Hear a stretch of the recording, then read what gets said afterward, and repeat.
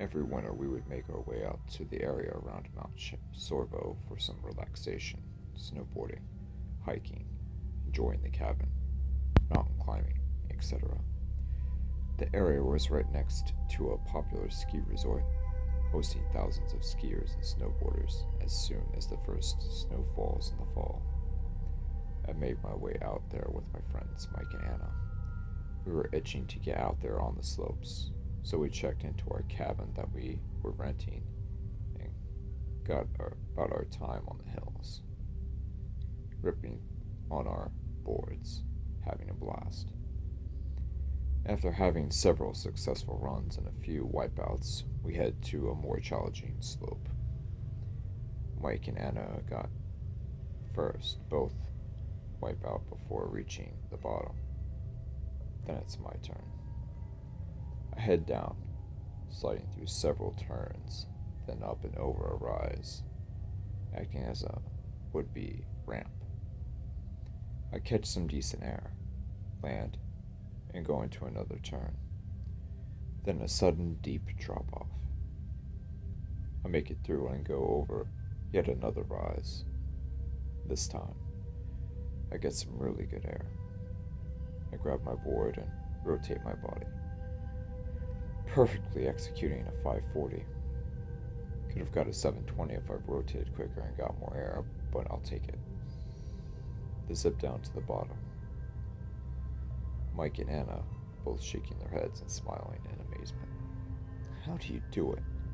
asked Anna. "Divine gifting," I said, smiling. "Bullshit," laughed Mike. "We know you practiced in the mirror when no one's looking, visualizing everything." "If you say so," I snickered. Sometimes I feel like you missed out on your true calling," said Mike. "I feel like you have a gift and you're not using it." "What are you talking about? Like being sponsored and competing? X Games? Olympics?" I asked. "Nah, probably not. I'm good, but I'm not that good." Mike's right. I bet that you would do really well," interjected Anna. I shrugged. Maybe. I'm still young, so who knows?" "Who knows?" she smiled. We went on with our day and continued hitting the slopes. We turned into our cabin just before sundown and cooked ourselves some dinner. Afterwards, we cracked open a few cold ones and shot the shit with the folks at the neighboring cabin over a nice campfire. All sorts of stories about ghosts, crazy outdoor adventures, crazy bygone college days, the works.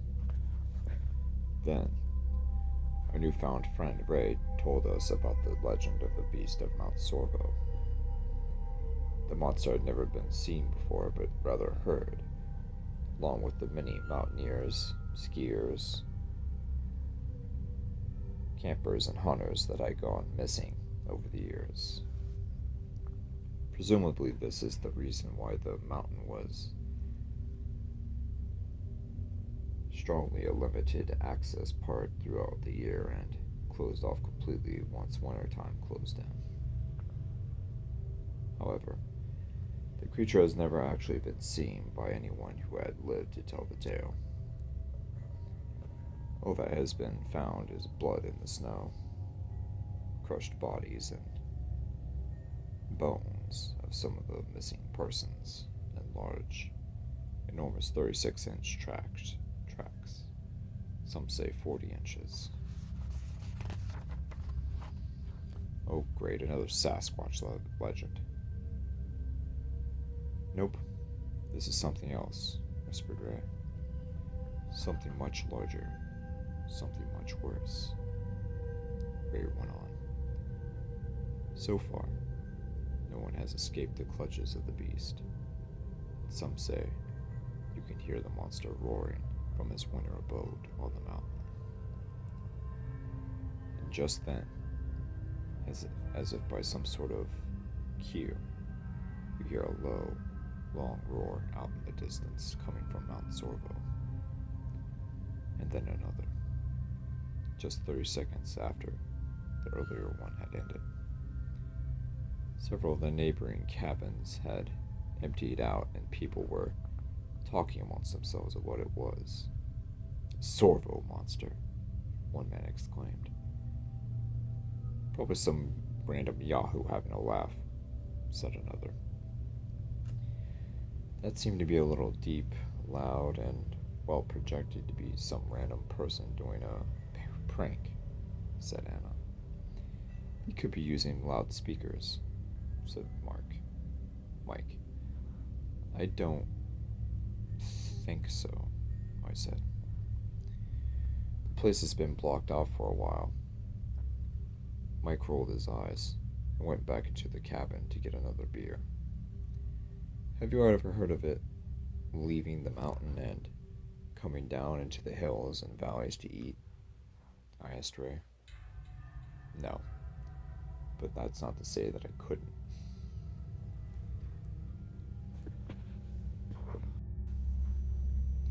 After a while, things calmed down and everyone turned in for the night. A snowstorm swept in. 30-mile-an-hour winds.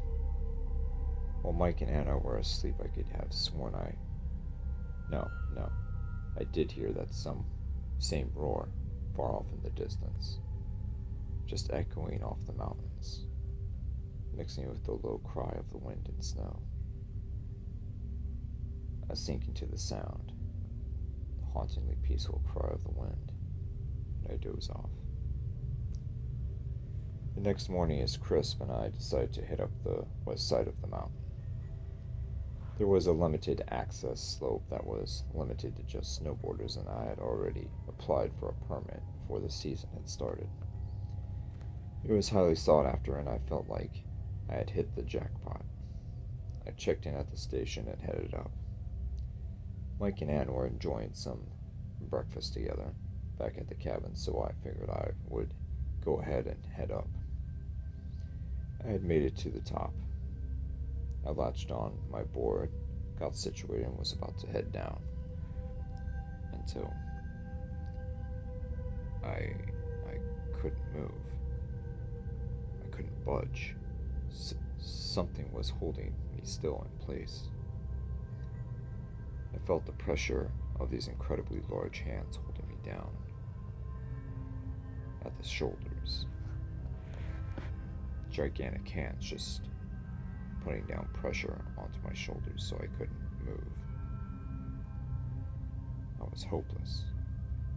Completely and utterly hopeless. Then I hear the roar off in the distance. Not right next to me, but off into the distance. My body slowly starts to turn around toward the peak. And as I do, another roar. Blood begins to ooze down the mountain, slushing, flowing. Black blood everywhere, encapsulating the slopes. One more roar, except this time, it doesn't end. It grows louder and louder and louder, to the point my head begins to ring uncontrollably. The exact second that I feel as though my head is going to burst, I awake back at the cabin. I'm sweating profusely. With a slight shake, I gather myself for a few minutes. I breathe several times in and out. It was only a dream, I tell myself. I shake my head and off to breakfast with Mike and Anna. I explained the dream to them, and they expressed some caution towards it, but maintained that we should go up on Sorvo. After all, we had been planning this trip all year, so we head out. The mountain had been closed for years past, but now there was limited access for snowboarders on certain sections of the mountain, even though other sections remained closed off to the public. The snow was fresh and ripe for the taking. A nice, clear day out. Not a single cloud in the sky. The western slopes were like powder. We spent the first few hours messing around, and then we decided to check out the northern slopes toward the peak. It was said to be more treacherous and challenging, so we figured, what the hell. We took our first runs, but noticed an even higher slope. We began to make our way up, till we noticed some very large indentations in the snow. We could tell that the tracks weren't fresh due to the fresh snow from last night that was partially covering them, but they were still discernible. "We shouldn't be here," said Anna. "Those damn tracks have to be near 40 inches, said Mike. "Alright, let's get out of here. Let's take our time, guys. Don't run. It might still be around and we might trigger a predatory response if we run," I said. "Should we tell the rangers about this when we get back? Do you think that they'll believe us?" asked Anna. "Well, considering those crazy roars we heard last night and all of everything that has happened in the past, I'm sure that there will be a few of them that may know a thing or two," I said. "Let's head back," said Mike. We began to make our way back until Mike falls through the snow and into a hidden crevasse. "Mike!" Anna screams. No answer. I call out to Mike as well. Still no answer. Then we hear a return shout from underneath. It was Mike. "I'm down here." Michael is a little bit fucked up, but I'm alright overall. It smells like shit down here. How deep is that drop? 6 to 7 feet. There's plenty of snow down here just under the opening, so it acts as a bit of a cushion. It really opens up and gets deeper as you go further in. It's almost completely black the further you get away from the entrance. "Hold on. I'll lower a rope down there and Anna and I will hoist you up." I get the rope from out of my pack and tie it to a large boulder for some stability. Then I lower it down and Anna and I prepare to hoist Mike up. "Do you got it?" "Yeah, hoist away." "Alright." Anna and I begin to pull away. I take a bit, but we almost have Mike toward the mouth of the crevice. "Almost there," shouts Mike. "Just a little." Suddenly, I feel an unearthly tug that nearly snaps the rope and jerks Anna and I forward flat on our faces, nearly 10 feet from where we were standing. "Mike, what the I don't think that was Mike," whispered Anna. I stared at her in silence. I head over to the opening, flashlight in hand, staring down into the opening. "Mike," I shouted, "are you there?" "Mike," I shouted again. I shake my head and turn back to Anna. "I need to have a look down there." "How about I pull you back out?" she asked. "I'll climb back out." "Are you sure that you can do that?" "Yes, I've done it before." "Alright. Just hurry up. This place is starting to give me the creeps." I nod and lower myself down.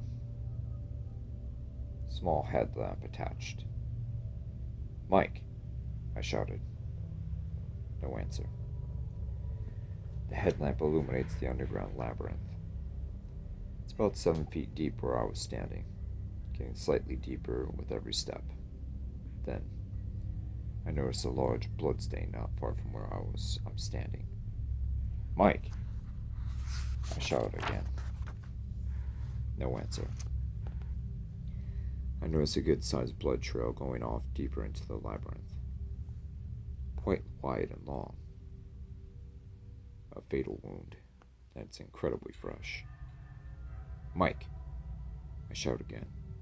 Once again, no answer. I hear a low rumble in the distance. That's it. We're getting out of here. I immediately head back over to the rope. I begin to grip so that I can pull myself out, but it's loose. Completely loose. I pull and pull, only to discover that the rope had been snapped. Anna, what the hell's going on up there? No answer. Anne! I shout. Where the hell are you? No answer. Anna! Once again, no answer. My heart sinks. I jump up in an attempt to grab the ledge, but it's too thick to grasp. I sigh. Think I might be in trouble. Then, another low rumble off in the distance.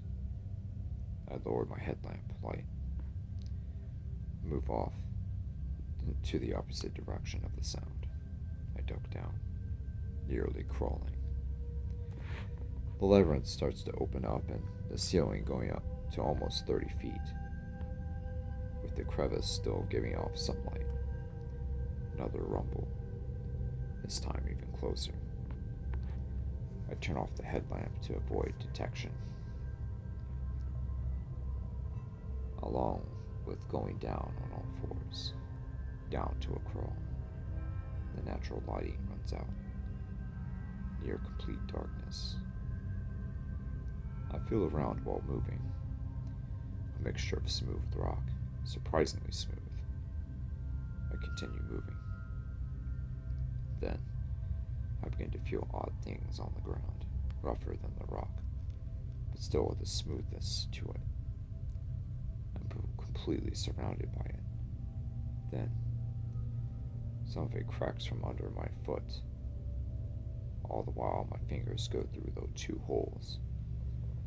I pick up the object, feeling the round top and the teeth and jaw at the bottom. A shock runs through my body. I slowly put down the skull so I don't draw attention with the noise. I sweat, I shake. Slowly I move forward. Slowly, I open my pack and push the button on the emergency transponder to notify rescue. I pick up my pace. A decent ways away I can see a small opening. I get closer and closer. Finally, I make it to the opening. It's just large enough for me to crawl through. About 10 feet long and about 3.5 feet wide. I crawl through. As I near the exit, I feel a large, long, thick object rubs down on my ankle. I go through the opening and look back. To my horror, I see a gigantic, black hair-covered humanoid hand spanning the width of the opening of the escape, pulling back into the main cave. Monstrous. Fingers almost as thick as a sub sandwich. I panic and take off running, going between trees, rocks, and boulders, trying to find a trail to make my way down. I find one, but with multiple downed trees and massive boulders blocking it off. I turn around and start to hear a helicopter off in the distance. I begin to make my way towards an open area right next to a steep cliff. Hopefully they'll see me, I think to myself. I'm not sure how strong of a signal the transponder gives off, so I'll try to make it easy for them. The chopper descends toward the cliff. Yes, they can see me, I think to myself. As I near the opening, I begin to hear massive footfalls in the not-so-far-off distance, coming closer and closer. The chopper lowers a ladder for me to climb onto. The footfalls get louder and closer. I speed up. A flare comes from the chopper over my head and behind me. I hear a shocked and angry roar with the footsteps ceasing for a few seconds. I near the edge of the footfalls, reach rapid pace. I jump, along with the chopper pulling away. I hear a deafening roar just behind me. I leap onto the ladder and hold on for dear life as the chopper pulls away. I breathe slowly and deeply and close my eyes for a few seconds. I made it, I said to myself. I begin to climb up the ladder and make it up into the chopper. "My man, you're one lucky son of a," said one of the crew members. "I know," I said, smiling. "That damn thing had to be at least 20 feet tall." "Yeah, well, size doesn't buy you luck," I laughed. I look back over to the mountain. In the distance, I see a large, tall, muscular black figure with a V-taper body, walking away among some thick evergreens. Massive, 20 to 25 feet tall. He turns back to stare one last time as a chill runs through my body. He turns back around and walks off. I made it, I said to myself.